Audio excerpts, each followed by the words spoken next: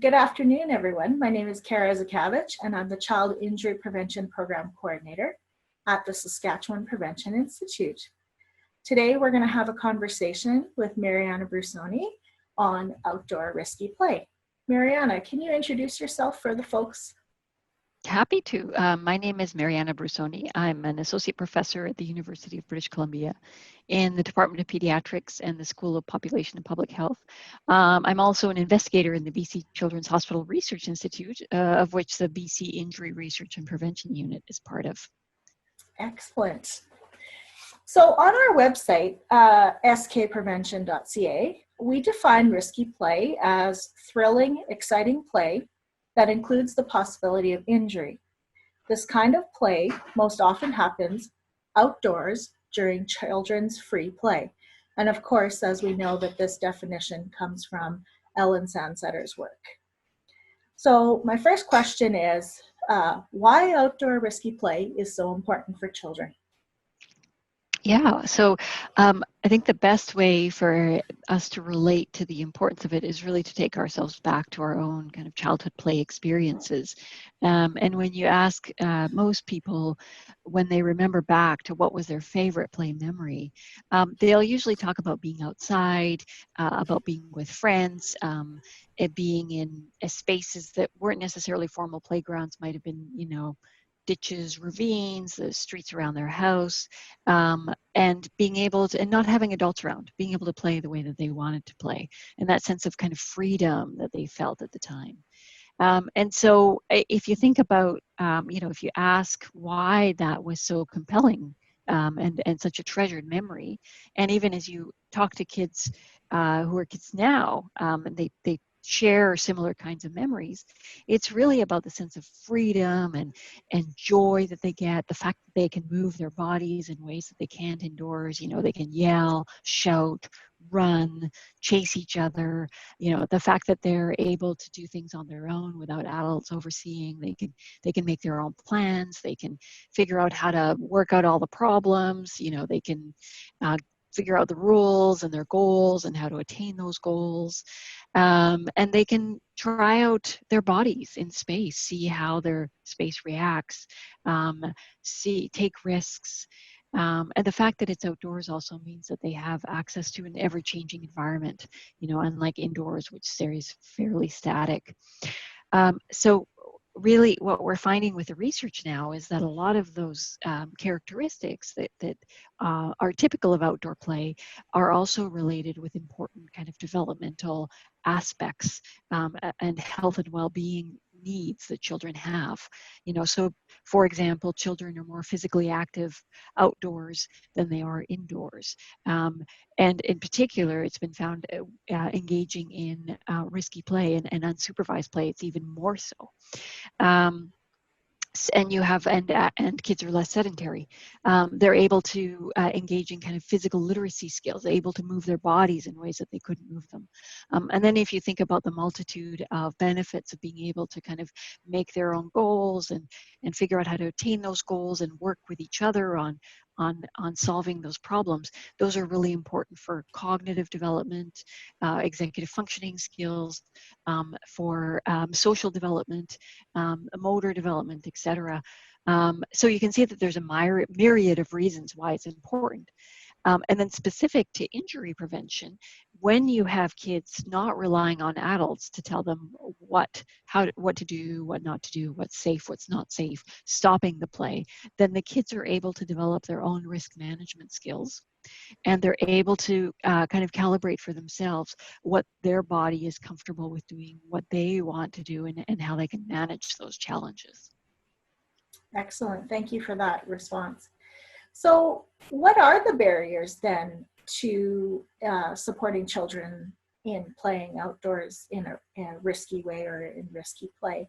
I think off the top of my head, I think parents, or we've heard parents comment, that they're going to be hurt or kidnapped. Those are the two common ones that I've heard. So those are a couple of barriers? Yeah. So when we talk to parents, that there's kind of three big fears that emerge for them. So as you mentioned, one is being kidnapped, or some other harm coming to their child from another adult or other children. Their child getting hurt, in particular getting hit by a car, is a big worry. And then the third worry is actually that what others will think of them and their parenting. So concerns even in some cases that somebody might call social services, because their child is out alone. So those are, really big worries for parents, and really big barriers to getting outside. So some of the things that we find helpful in pointing out to parents is looking at the fear and then contrasting that with the actual injury statistics. So for example, for kidnapping, we know that kidnapping is extremely rare in Canada. In fact, the last time that there was a comprehensive report done, the rate was 1 in 14 million, which is the exact same likelihood of winning Lotto 649. So it's very low. And parents will say, okay, yeah, but it's still, one in, even if it's 1 in a billion, it's still one, right? But so what we point out to parents is the fact that the kinds of limitations that they need to put on their children, the children's play, their children's independence, those will have harmful effects on their children's health and development. And so it's really realizing that there's no consequence, that there are consequences to kind of limiting their children in the interest of trying to prevent a very unlikely event. With respect to cars, we know, for example, that car crashes are the leading cause of death for kids in Canada. The good news is that the rates have never been lower. It's never been a safer time to be a kid in Canada. But what's really important to point out is that the leading killer is children in cars, not out of cars.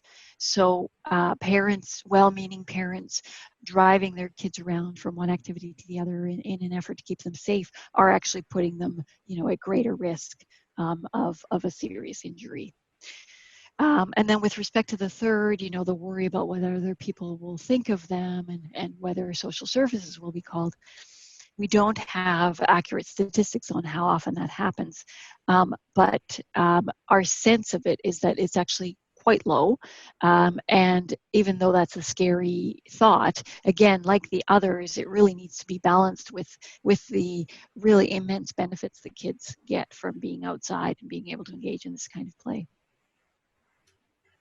Excellent. Well, so beyond challenging their fears or talking through their fears with, maybe friends or colleagues, or, searching out some of the information that we've provided through our websites, what else can parents do, or what are some strategies for promoting change and getting kids out engaging in risky play?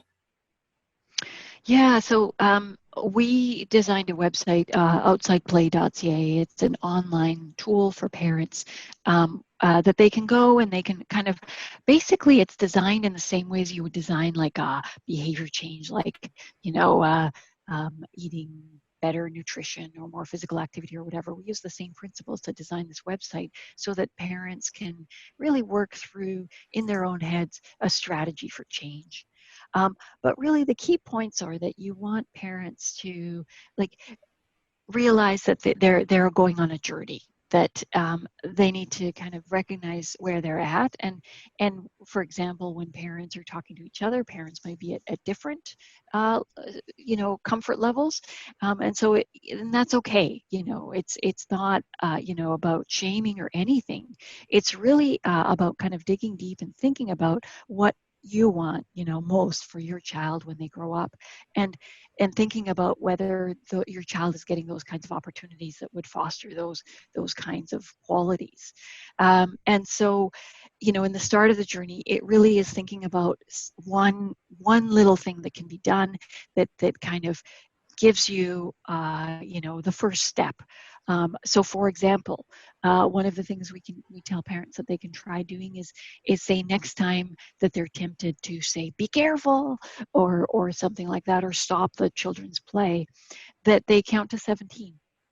and just, maybe in their head they're freaking out, but just count to 17, let it play out, breathe, take in some breaths, and that often is enough time for the children to kind of figure it out for themselves, and for the parent to realize that the kids are actually more capable than we might think.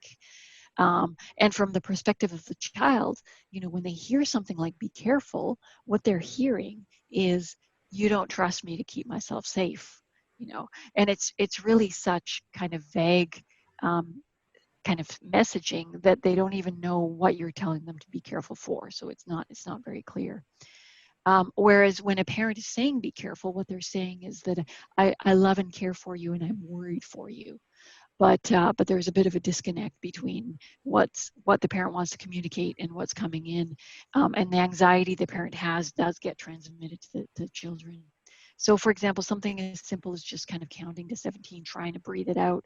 You could move closer, but just try and give a little bit of time for it to work out, and that can start you on kind of understanding your children a bit better, and maybe next time you wait a little bit longer, something like that. Excellent. That's an excellent strategy to start with, for sure. What was that name of that website that you mentioned again, Mariana, just for folks so they can go to it? Yeah. It's outsideplay.ca. Perfect. And again, we have information on our website at skprevention.ca. Thank you so much for taking the time to join us today, Mariana.